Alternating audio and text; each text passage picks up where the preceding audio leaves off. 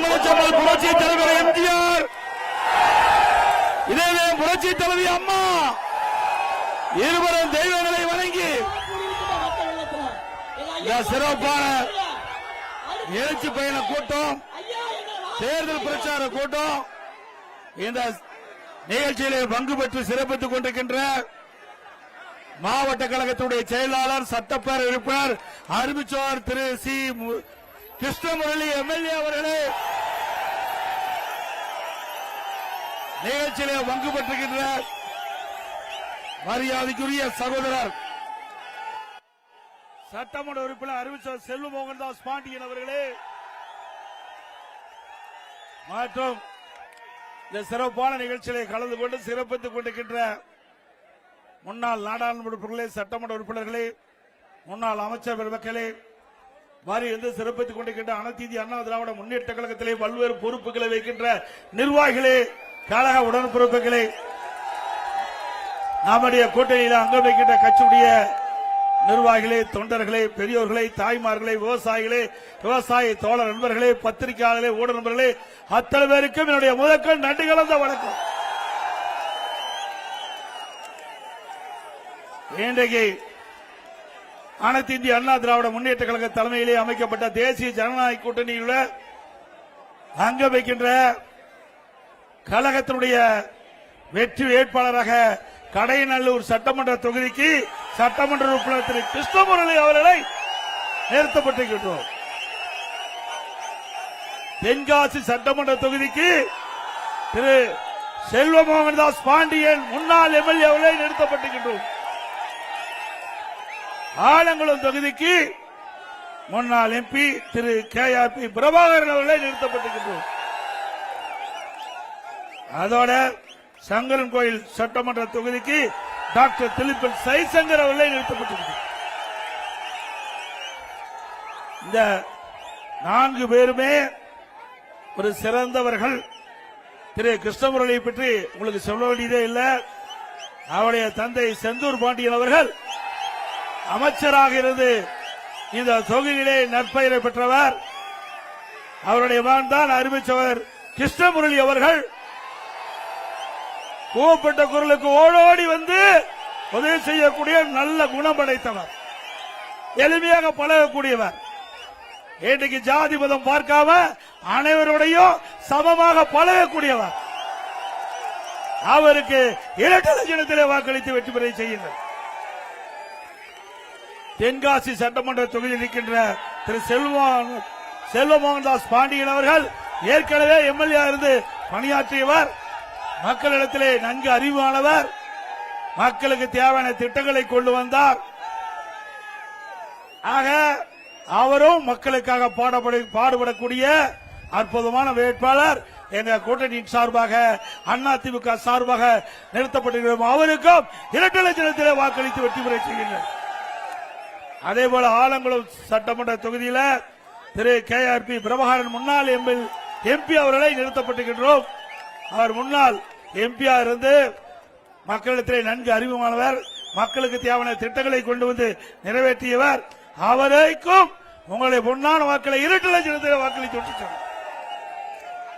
சங்கரன் கோயில் சட்டமன்ற தொகுதி டாக்டர் திலிப்பன் ஜெய்சங்கர் அவர் டாக்டரா இருக்காரு, மக்களுக்கு சேவை செய்யக்கூடிய நல்ல பண்புள்ளவர், மக்களிடத்திலே எளிமையாக பழகக்கூடியவர், ஜாதி மதம் பார்க்காமல் அண்ணன் தம்பி போல பழகக்கூடிய டாக்டர் அவர்களுக்கு இரட்டை லட்சத்தில் வாக்களித்து வெற்றி பெற செய்யுங்கள். வாசுதேவன் நல்லூர் சட்டமன்ற தொகுதியில் பாரதிய ஜனதா கட்சிக்கு ஒதுக்கியிருக்கிறோம்.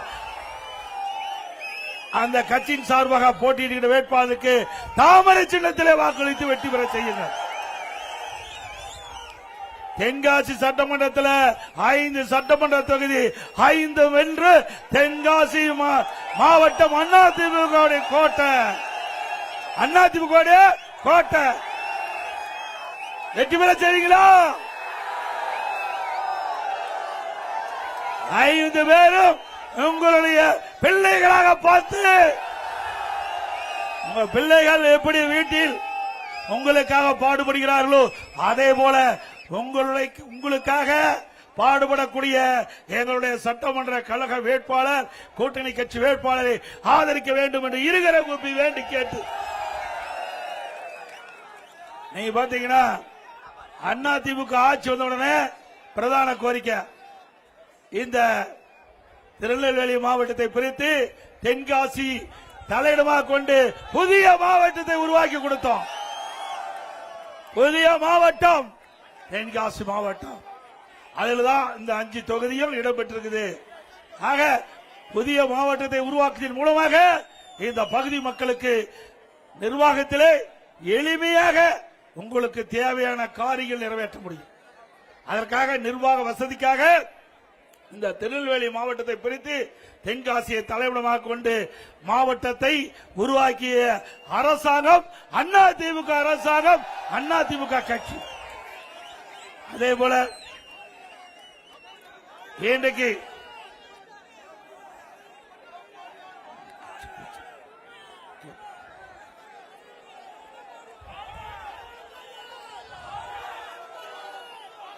அதிமுக தேர்தல் அறிக்கை அதை அப்படியே காப்பி அடிச்சிருக்கிறாங்க திமுக. அதிமுக தேர்தல் அறிக்கையில உங்களுடைய மகத்தான ஆதரவை பெற்று அதிமுக ஆளுங்கட்சியா வந்தவுடன் அதிமுக சார்பாக அறிவிக்கப்பட்ட அறிவிப்புகள் பிரம்மாண்டமான அறிவிப்புகள், மக்களுக்கு நன்மை கிடைக்கக்கூடிய அறிவிப்புகள். இந்த ஆட்சியில் விலைவாசி உயர்வு, வரி உயர்வு, இதனால் பாதிக்கப்படுகின்ற மக்களுக்கு தேவையான உதவிகள் செய்வதற்காக எல்லா குடும்பத்திற்கும் 10,000 ரூபாய் உதவித்தொகை வழங்கப்படும். எங்களை பார்த்து திமுகவும் ஒரு அறிக்கை வெளியிட்டிருக்கிறாங்க. என்ன 8,000 கோடிக்கு கூப்பன் கொடுப்பதாம். எதுக்கு கூப்பன்? ஏன்னா இந்த கூப்பன் கொடுத்தா தான் ஊழல் செய்ய முடியும். இந்த கூப்பனுக்கு டோக்கன் கொடுப்பாங்க. ஆட்சிக்கு வர்றது நிச்சயம் கிடையாது. ஆட்சிக்கு வர முடியுமா? மக்களை குழப்பி ஒரு அறிவிப்பு கொடுத்து, அதுவும் எப்படி டோக்கன் கொடுப்பாங்களாம். நீங்க போய் உங்களுக்கு தேவையான என்னென்ன பொருள் அவிலே சொல்லிட்டாங்க. ஏன்னா அதுக்குள்ள ஏஜென்சி எடுத்துக்குவாங்க. அவிய டோக்கன் கொடுக்கும் போது திமுக போய் வாங்க வேணும். அப்போ அதுக்கு லஞ்சம் கொடுக்க வேணும். அப்படித்தான் அறிவிச்சிருக்காங்க. அதிமுக அறிவிப்பு அப்படி அல்ல. உங்களுடைய வங்கி கணக்குக்கு நேரடியாக 10,000 ரூபாய் போய் செலுத்தப்படும். அதோட எல்லா குடும்பத்திற்கும் பிரிட்ஜ் வழங்கப்படும். விலையில்லாம பிரிட்ஜ் வழங்கப்படும். அதே போல எப்பொழுது 1000 ரூபாய் மாதந்தோறும் கொடுக்கிறாங்க. அதை 2,000 ரூபாய் நம்முடைய தாய்மார்கள் கணக்கு வங்கி கணக்கிலே செலுத்தப்படும். ஒவ்வொரு பொங்கல் என்று வருகின்ற பொழுது பொங்கல் தொகுப்போடு 1000 ரூபாய் உதவித்தொகை வழங்கப்படும். பொங்கல் பரிசாக 1000 ரூபாய் வழங்கப்படும். இன்னைக்கு பெண்கள் பணிக்கு செல்கின்ற பெண்கள் குறித்த நேரத்தில் பணிக்கு செல்லணும். பணி முடிந்து வீடு திரும்ப வேண்டும். அதற்காக அம்மா இருசக்கர வாங்கணும். 5 லட்சம் பெண்களுக்கு வழங்கப்படும். அதுல ஒவ்வொரு அம்மா இருசக்கர வாகனத்துக்கு 25,000 ரூபாய் மானியம் கொடுக்கப்படும். இப்ப எலக்ட்ரிக் ஸ்கூட்டர் 33,000 தான்.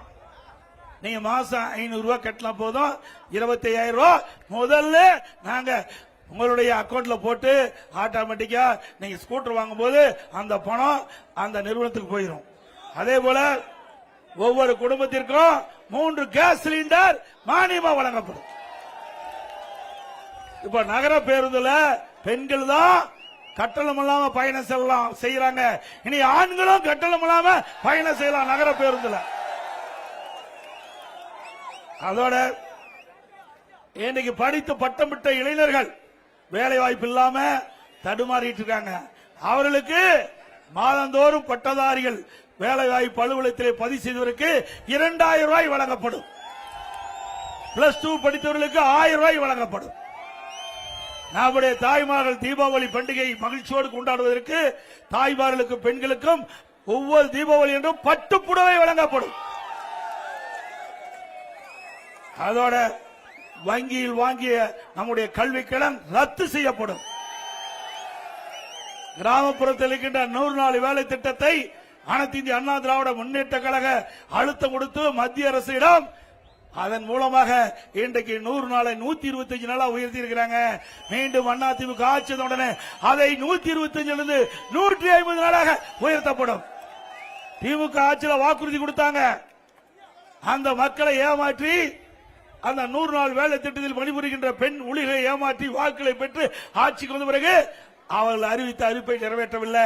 திமுக ஆட்சிக்கு வந்தால் 100 நாள் வேலை திட்டத்தை 150 நாளாக உயர்த்து வாக்குறுதி கொடுத்து பொய் சொல்லி உங்களை வாக்குகளை பெற்று ஆட்சிக்கு வந்தவர்களுக்கு இந்த தேர்தல் மூலம் தகுந்த பதிலளி கொடுப்பீங்களாமா?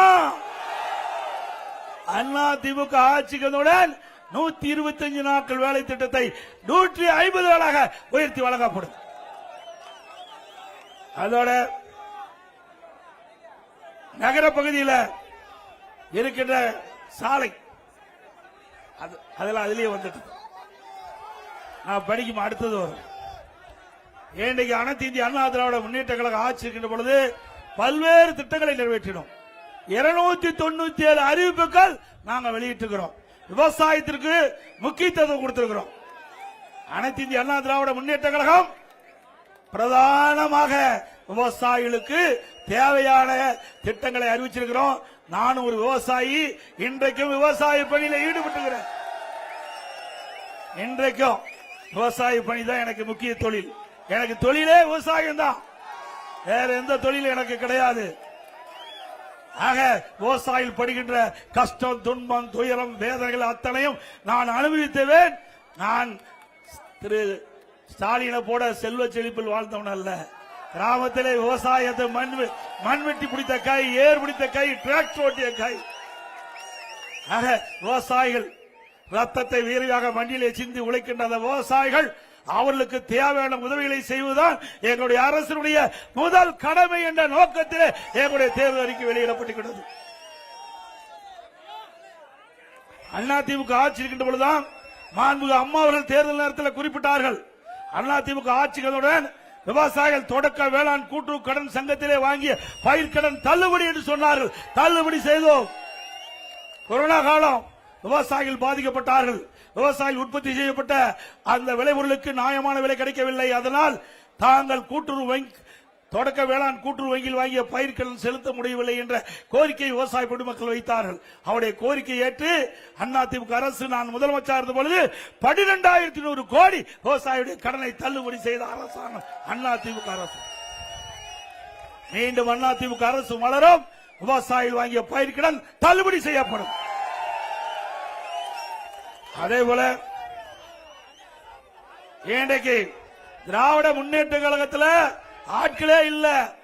இன்றைக்கு அண்ணா திமுகவில் இருந்து நீக்கப்பட்டவர்கள் தான் திமுக போய் அடைக்கலம் முடிஞ்சிருக்காங்க. எங்க செல்லாத ஓட்டு, அதனால ஏதாவது பயனுண்டா? நாம் தூக்கி எறியப்பட்டவர்களை அவர்கள் அமர வைத்திருக்கின்றார்கள். இப்பொழுது பாத்தீங்கன்னா 19 பேர் போட்டிடுறாங்க. அண்ணா திமுகவில் இருந்து தூக்கி எறியப்பட்டவர்கள், விலக்கி வைத்தவர்கள், விலக்கப்பட்டவர்கள் 19 பேர் இந்த தேர்தலில் போட்டிடுறாங்க. ஆனா அண்ணா திமுக அப்படி அல்ல. இன்னைக்கு பொன்மலை செம்மல் புரட்சி தலைவர் எம்ஜிஆர் தோற்றுவித்த கட்சி, அம்மா கட்டி காத்த கட்சி. 31 ஆண்டு காலம் உங்களுடைய பேர் ஆதரவுகளை ஒரு நல்ல ஆட்சி நாட்டு மக்களுக்கு தந்த அரசாங்கம் அண்ணா திமுக அரசாங்கம். ஆக எங்களுடைய இயக்கத்தை பொறுத்த வரைக்கும் தலைவர்கள் இல்லை, ஆனால் தொண்டர்கள் நிறைந்த இயக்கம். உங்களை போல் இருக்கின்ற சாதாரண மக்கள் நிறைந்த இயக்கம். ஸ்டாலின் அவர்களே, எங்கள் இயக்கத்தை உடைப்பதற்கு எவ்வளவு முயற்சி செய்தீர்கள்? முடக்குவதற்கு எவ்வளவு முயற்சி செய்தீர்கள்? எவ்வளவு வழக்குகளை போட்டீர்கள்? அத்தனையும் பொதுமக்கள் துணையோடு, கழக நிர்வாகிகள் தொண்டரோடு தவிடுபடி ஆக்கி அனைத்து இந்திய அண்ணா திராவிட முன்னேற்ற கழகம் வலிமையான இயக்கம் என்பதை நாங்கள் நிரூபித்துக் கொண்டிருக்கின்றோம்.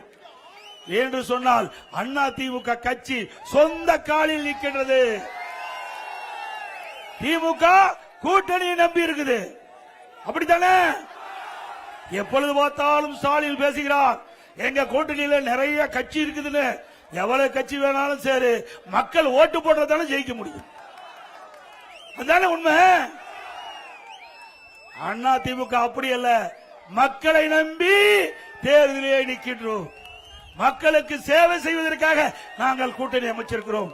எங்கள் கூட்டணி மக்களுடைய பிரச்சனையை முன்வைத்து மக்களுடைய பிரச்சனையை தீர்ப்பதற்காக குரல் கொடுக்கின்ற கட்சிகள் ஒன்றாக இணைந்து கூட்டணி அமைச்சிருக்கின்றோம்.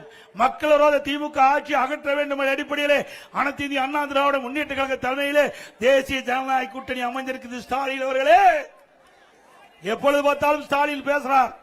நேற்று தேர்தல் அறிவிப்பு வெளியிட்ட உடனே நிருபர்கள் பேட்டி கேட்கிறாங்க.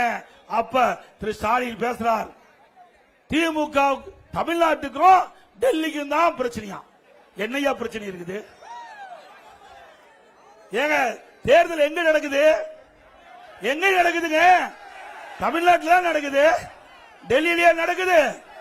அந்த முதலமைச்சருக்கு அது கூட தெரியல. இப்படிப்பட்ட முதலமைச்சர் தமிழகத்துக்கு கொண்டு வந்து என்ன செய்ய போறோம்?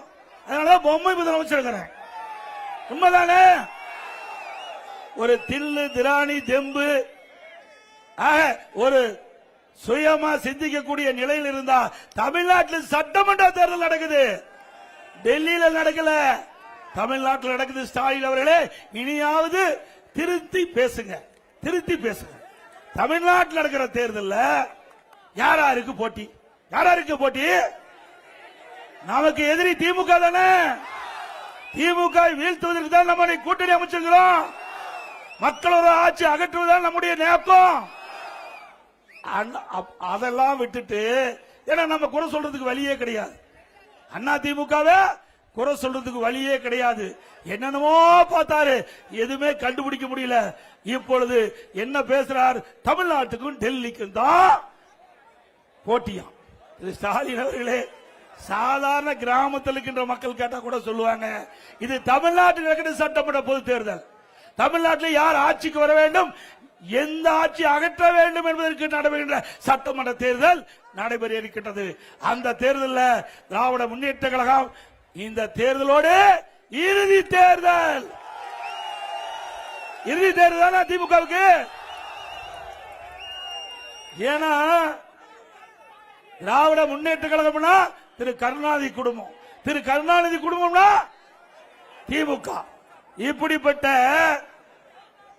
குடும்ப ஆட்சி நாட்டுக்கு தேவையா? வாரிசு அரசியலுக்கு முற்றுப்புள்ளி வைப்பீங்களா? ஏன்னா திரு கருணாநிதி குடும்பம் அரச பரம்பரை குடும்பமா? அரச பரம்பரையில் தான் மன்னருக்கு அடுத்து இளவரசர் வருவார். அப்படி நினைச்சிட்டு ஸ்டாலின். திரு ஸ்டாலின் அவர்களே, இந்த முறை நிச்சயமாக தமிழ்நாடு மக்கள் உங்களுக்கு தகுந்த பாடத்தை சட்டமன்ற தேர்தல் மூலமாக கொடுப்பார்கள்.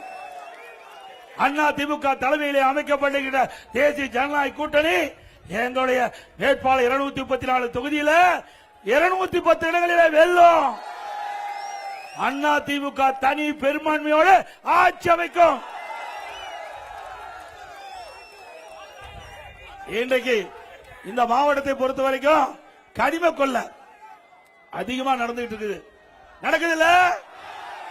நம்முடைய கிருஷ்ணமுரளி பல முறை, தம்பி கொஞ்சம் ஆம்புலன்ஸ் வழி விட்டுருங்க, மெதுவா மெதுவா வாப்பா தம்பி, மெதுவா வா, மெதுவா மெதுவா வா, மெதுவா வாப்பா, கூட்டம் அதிகமா இருக்குது தம்பி, மெதுவா வா, கொஞ்சம் வழி விட்டுருங்க, கொஞ்சம் வழி விட்டுருங்க, கொஞ்சம் வழி விடுங்கப்பா, மெதுவா மெதுவா வா,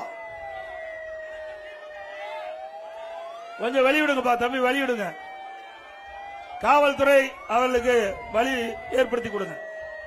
தண்ணி தண்ணி, ஏய் தண்ணி விடு, இங்க பாருப்பா.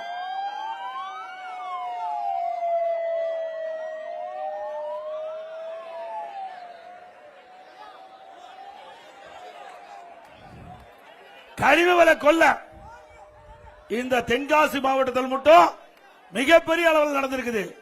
அறிவித்த கிருஷ்ணமுரளி அவர்களும் நம்முடைய செல்வ மோகன்தாஸ் பாண்டியன் அவர்களும் பல முறை இதற்காக போராட்டம் நடத்தியிருக்கிறாங்க. மக்களும் கலந்து விட்டிருக்கிறீங்க. ஆனா இந்த அரசாங்கம் அதிகார துணையோடு கனிம வெள்ளை கொள்ளை அதிகமாக ஈடுபட்டிருக்கிறாங்க. அண்ணா திமுக ஆட்சிக்கு வந்த உடனே இதுக்கு விசாரணை நடைபெற்று சட்ட நீதியாக தவறு செய்தது மீது உரிய நடவடிக்கை எடுக்கப்படும். அதே போல சட்ட ஒழுங்கு கடுமையா பாதிச்சிருக்குது. தமிழகத்தில் சட்ட ஒழுங்கு சந்தி சிரிக்குது. இன்றைக்கு தமிழகத்தில் சிறுமிக்கு பாதுகாப்பு இல்ல, பெண்களுக்கு பாதுகாப்பு இல்ல, என் பாட்டிமாரு கூட பாதுகாப்பு இல்ல. கேவலமான ஆட்சி. உண்மைதானே? ஆக இதையெல்லாம் தடுத்து நிறுத்த வேண்டும் என்றால் அண்ணா திமுக ஆட்சிக்கு வர வேண்டும். அதோட தமிழகத்தில் போதைப் பொருள் விற்பனை அமோகமா நடந்துட்டு இருக்குது. போதைப் பொருள் விற்பனை நடக்காத இடமே இல்ல. கிராமத்திலிருந்து நகர வரை போதைப் பொருள் விற்பனை அதிகமா நடந்துட்டு இருக்குது. இதனால மாணவர்கள், இளைஞர்கள், பொதுமக்கள் இந்த போதைக்கு அடிமையாகி இன்றைக்கு சீரழியக்கூடிய நிலை தமிழகத்தில் ஏற்பட்டிருக்குது. நான் சட்டமன்றத்தில் முதலமைச்சரோட கவனத்தை கொண்டு வந்தேன். அறிக்கையின் வாயிலாக வெளியிட்டேன். ஊடகத்தின் வாயிலாக பேட்டி கொடுத்தேன். திரு ஸ்டாலின் அவர்களே, இந்த போதை நடமாட்டம் தமிழகத்தில் அதிகமாக இருக்கிறது. போதைப் பொருளை கட்டுப்படுத்துங்கள். இந்த கஞ்சா விற்பனை அதிகமாக இருக்கிறது. இந்த கஞ்சா போதைக்கு அடிமையாகின்றவர்கள் தன்னை மறந்து குற்றச்செயலில் ஈடுபட்டு என்ன செய்வது என்று தெரியாமல் தவறான வழியிலே நடந்து கொண்டிருக்கின்றார்கள். கொலை, கொள்ளை, திருட்டு, வழிப்பறிவு, பாலியல் கொடுமை நடப்பதற்கு காரணம் இந்த கஞ்சா போதை ஆசாமியால். ஆகவே அப்படிப்பட்ட நிலைமை தமிழகத்தில் நிலவிக் கொண்டிருக்கிறது. அப்படிப்பட்ட ஆட்சி தொடர வேண்டுமா?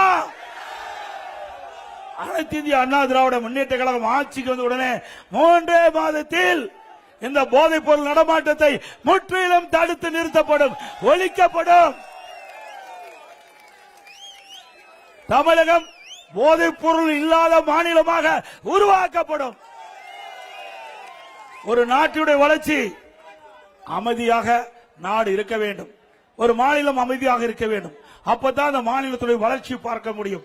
ஆனால் இன்றைக்கு திராவிட முன்னேற்ற கழக ஆட்சியில இந்த போதைப் பொருள் விற்பனை அதிகமாக இருந்த காரணத்தினால இன்றைக்கு மக்கள் பல்வேறு இன்னல்களுக்கும் இடர்பாடுகளுக்கும் ஆளாக்கப்படுகின்ற காட்சியை நாம் பார்க்கின்றோம். இன்னைக்கு கூட பாத்தீங்கன்னா இந்த இதுக்கு முந்தைய ஒரு டிஜிபி இருந்தார், அவர் ரிட்டையர் ஆகி போயிட்டார்.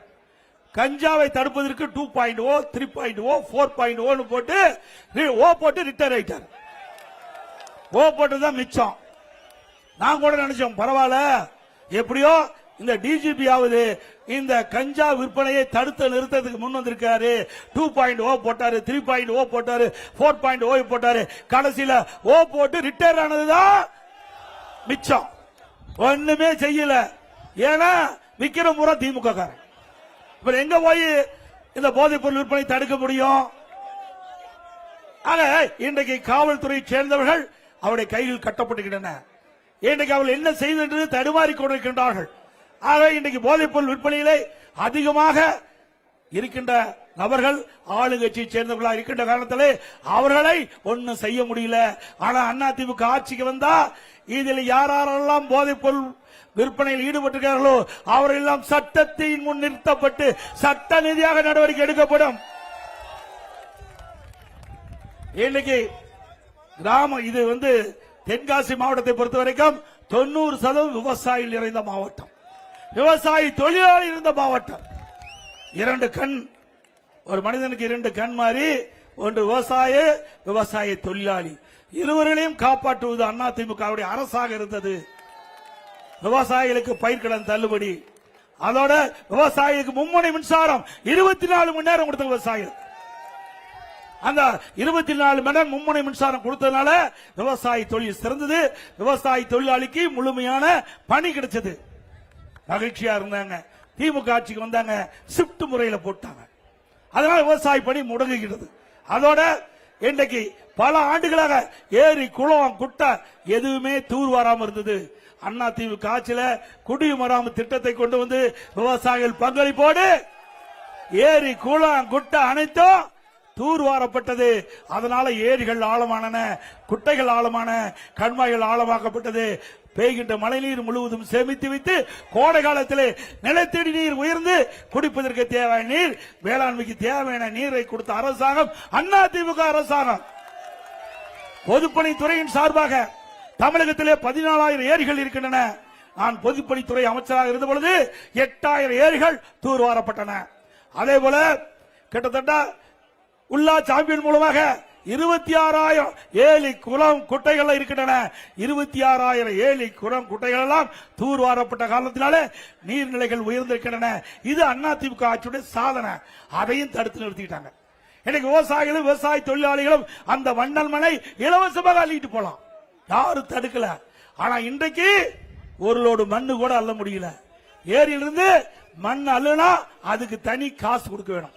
அப்படிப்பட்ட ஊழல் ஆட்சி மீண்டும் தேவையா? இன்னொன்னு ஸ்டாலின் தந்தார். அங்க நான் முதலமைச்சர் இருந்த காலத்துல ஸ்டாலின் பெட்டி மேல எப்பவுமே ஒரு கண்ணு உண்டு திமுக காரனுக்கு. அது இன்றைக்கு முதலமைச்சருக்கு ரொம்ப ரொம்ப கண்ணு உறுத்திக்கிட்டே இருக்கு. ஊரா ஒரு பெட்டி எடுத்துட்டு போய் அங்க ஒரு திட்டு கண்டா ஒரு பெட்ஷீட்டை போட்டு அந்த பெட்டி வச்சுட்டு அந்த ஊர் மக்கள் எல்லாம் அழைச்சு உங்களுக்கு என்ன பிரச்சனை இருக்குது அந்த பிரச்சனையை ஒரு வெள்ளத்தாள் எழுதி அந்த பெட்டிக்குள்ள போடுங்க. நான் அந்த பெட்டியை பூட்டி சீல் வச்சு பத்திரமா நான் வீட்டுல கூட வச்சிருந்து திமுக ஆட்சிக்கு வந்த உடனே சீலை உடைச்சு பெட்டி திறந்து உங்க மனுவை படிச்சு பார்த்து உங்களுக்கு நிவர்த்தி செய்யும் சொன்னார். செஞ்சாரா? ஏங்க எவ்வளவு ஏமாற்று வேலை பாருங்க. அதுல தங்கத்தையும் பணத்தையுமா போடுறாங்க பெட்டிக்குள்ள, வெறும் வெள்ளத்தாளை தான் போடுறாங்க. ஆனா அந்த வெள்ளத்தாள் எங்க கிடக்குது? சிவகங்கையில ஆத்துல கிடக்குது. எப்படி மக்களை ஏமாற்றி கவர்ச்சிகரமா பேசி வாக்குகளை பெற்று ஆட்சிக்கு வந்த அரசு திமுக அரசு என்பதை நாம் உணர வேண்டும். அப்படி மக்களை ஏமாற்றலை தில்லாடிகள் திமுக கட்சிக்காரர். அதோட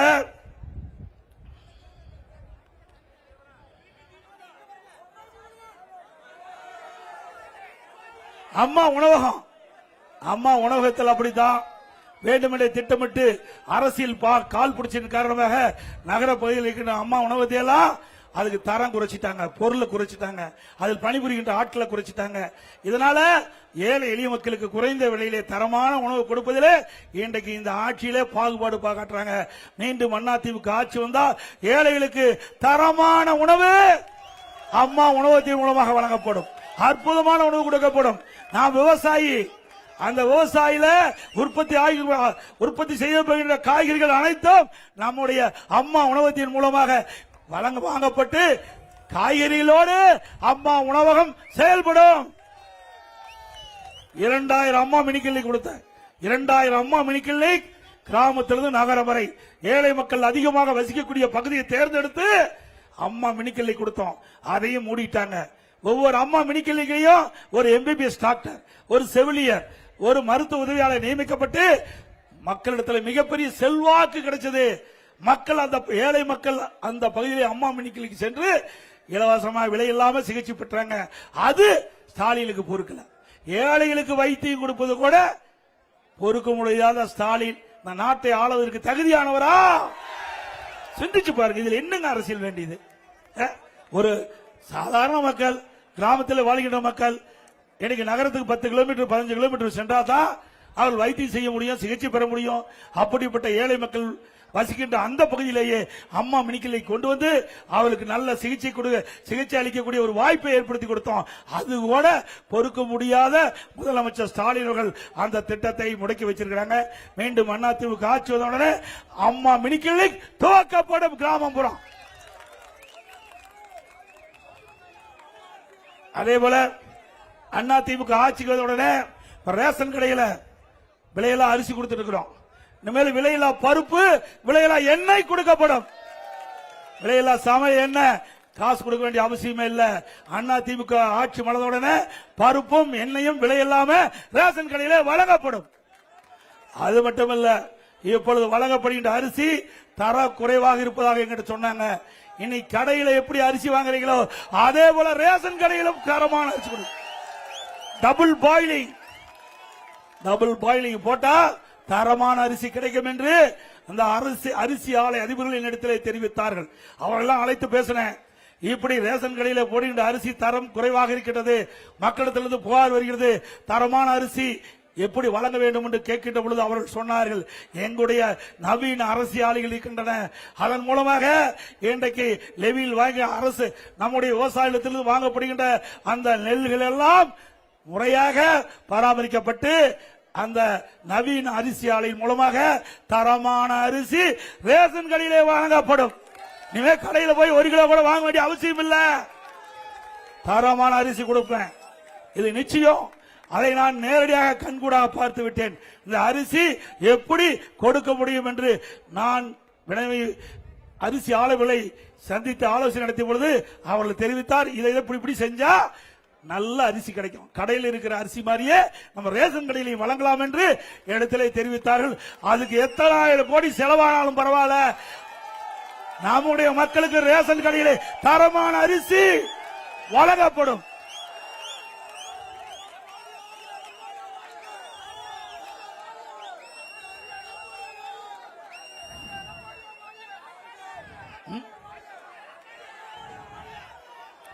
அதே போல இன்னைக்கு இஸ்லாமிய பெருமக்கள் சிந்திக்க வேண்டும்.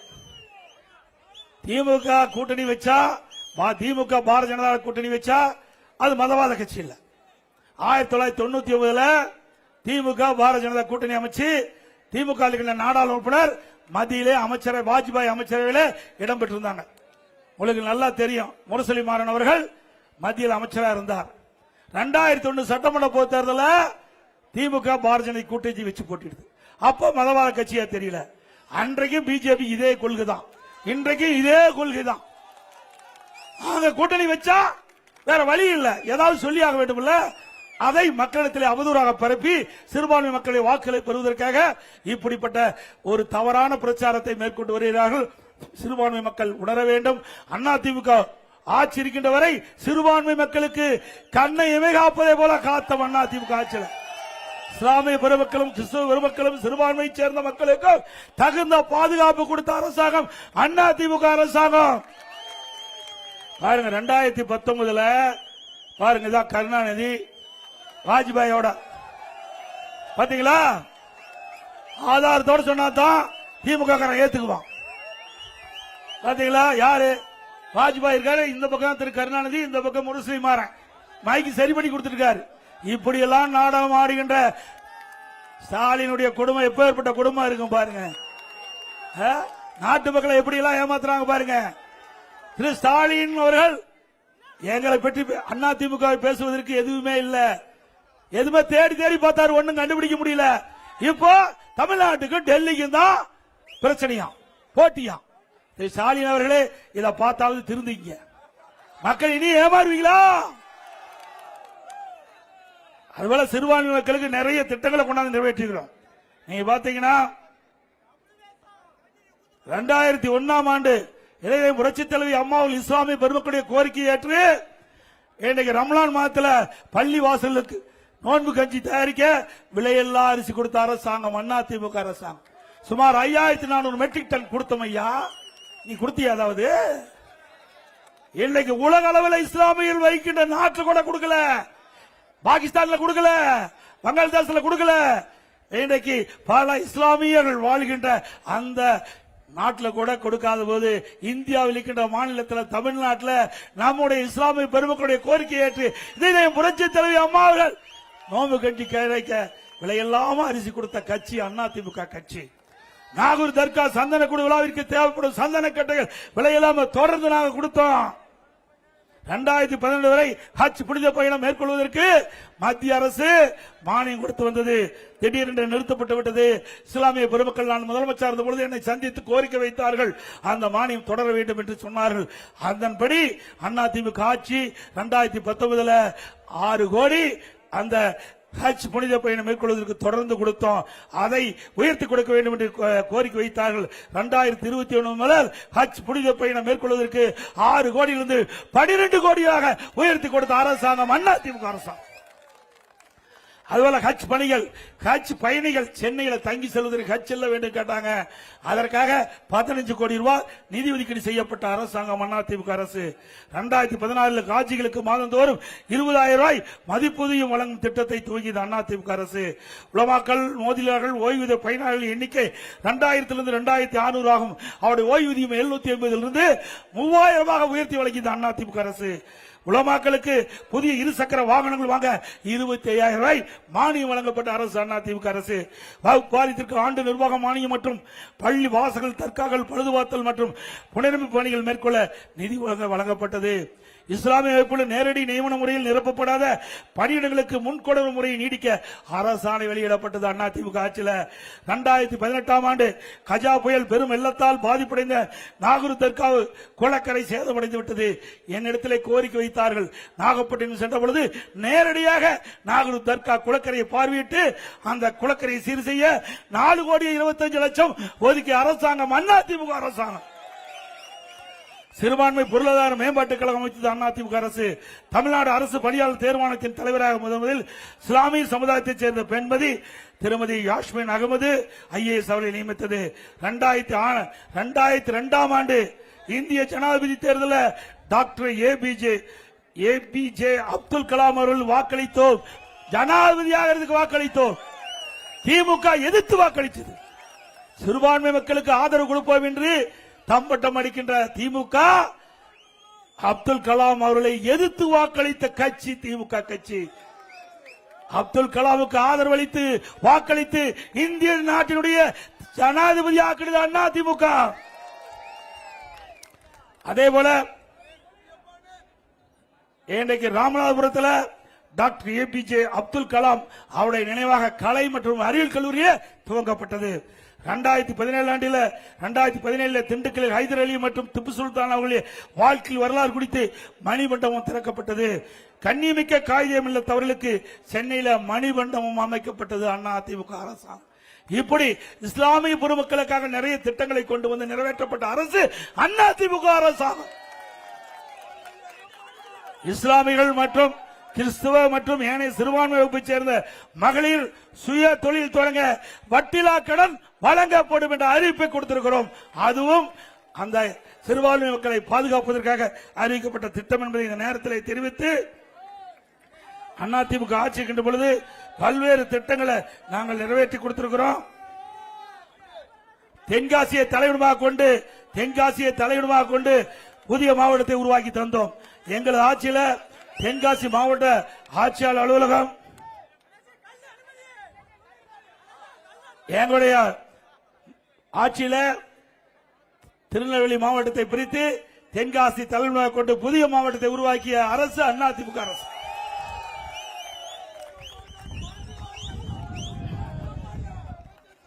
தென்காசி தெற்கு மாவட்ட விவசாயிகள் 42 கால கனமான ஜம்பு நதி மேம்பாட்டு கால்வாய் திட்ட பணிக்கு எங்கள் ஆட்சியில் 42 கோடி ஒதுக்கீடு செஞ்சோம். 15 பணிகள் நிறைவேற்றப்பட்டது. வேண்டும் என்ற திட்டமிட்ட அரசியல் காழ்ப்புணர்ச்சியின் காரணமாக திட்டத்தை நிறுத்தி வைக்கப்பட்டிருக்கிறது. மீண்டும் உங்களுடைய ஆதரவோடு அதிமுக ஆட்சி மனதோடு திட்டம் தொடரும், பயன்பாட்டுக்கு வரும். விவசாயிகள் அரை நூற்றாண்டு கால கோரிக்கையான இரட்டைக்குளம் முதல் ஊத்துமலை வரை கால்வாய் அமைக்க ஆய்வு பணி முடிவடைந்து திட்ட மதிப்பீடு செய்யப்பட்டு ஒப்பந்த புள்ளி கோரும் நேரத்தில் ஆட்சி மாற்றம்.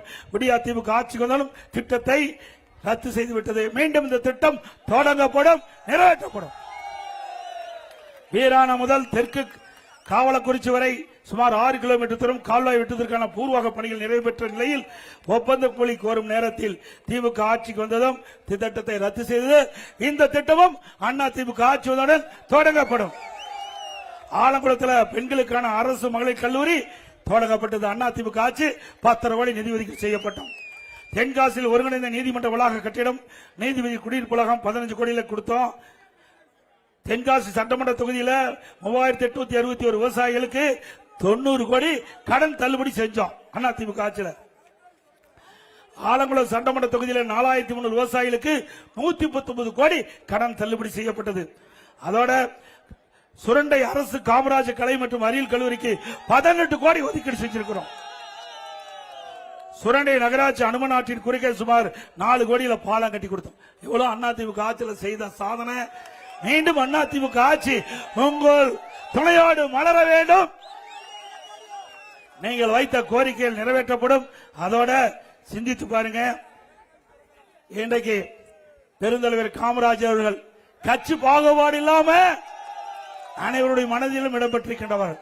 அவருடைய ஆட்சி காலம் தான் ஒரு பொற்காலம் என்று இன்றைக்கு நாம் சொல்லுகின்ற அளவிற்கு பல்வேறு திட்டங்களை கொண்டு வந்த பெருந்தலைவர் காமராஜர் அவர்கள்.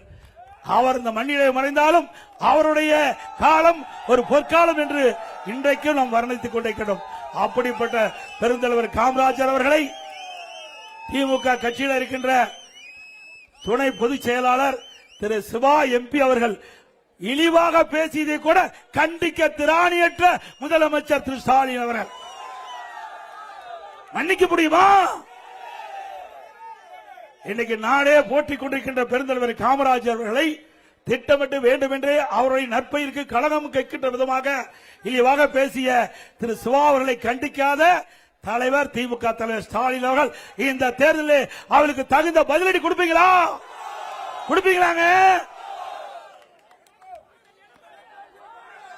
வருகின்ற சட்டமன்ற பொதுத் தேர்தலில் அண்ணா திமுக வேட்பாளருக்கு 2 லட்சத்தில் வாக்களித்து வெற்றி பெற்று நமது சின்னம் பொன்மனச்சம்மல் புரட்சி தலைவர் எம்ஜிஆர் சின்னம், அம்மாவின் சின்னம், விவசாயியின் சின்னம், விவசாயி தொழிலாளியின் சின்னம், ஏழையின் சின்னம், உங்கள் சின்னம், வெற்றி சின்னம். 2 லட்சத்துக்கு வாக்களித்து வெற்றி பெற செய்ய வேண்டும் என்று இருகரமுப்பை வேண்டி கேட்டு மக்களை காப்போம், தமிழகத்தை மீட்போம்.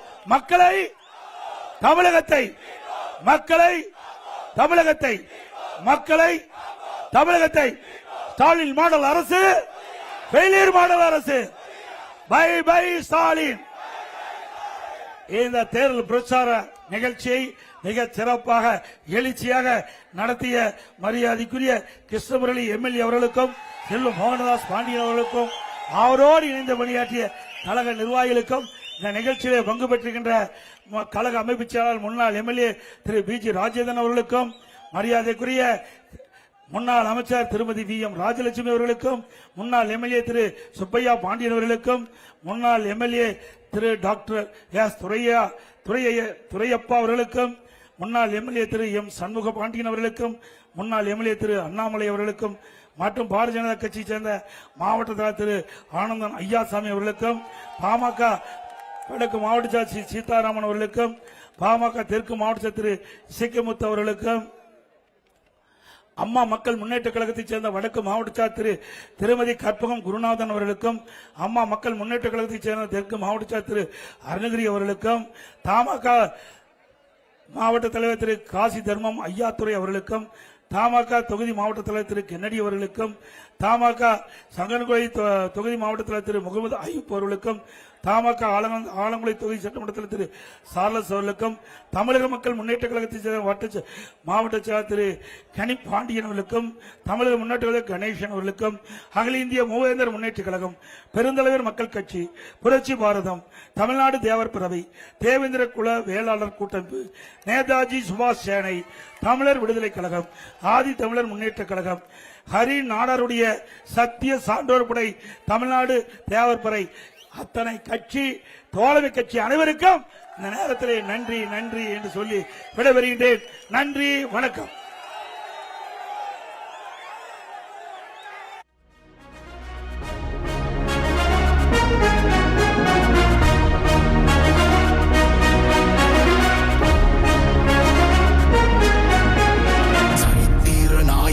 சாமானிய நாயகன் தமிழக தாய மீட்க உறுதி கொண்ட ஒரு மகன் அடித்தட்ட பார்த்தவன் அரியணையும் பார்த்தவன் புரட்சி தலைவி வழி புலியனவே நடந்தவன் ஏழ வாழ வாழ வைக்க சீறி வந்த திருமகன் ஏறு கலப்ப புடிச்சு மேல ஏறி வந்த தலைமகன் ஏழ வாழ வாழ வைக்க சீறி வந்த திருமகன் ஏறு கலப்ப புடிச்சு மேல ஏறி வந்த தலைமகன்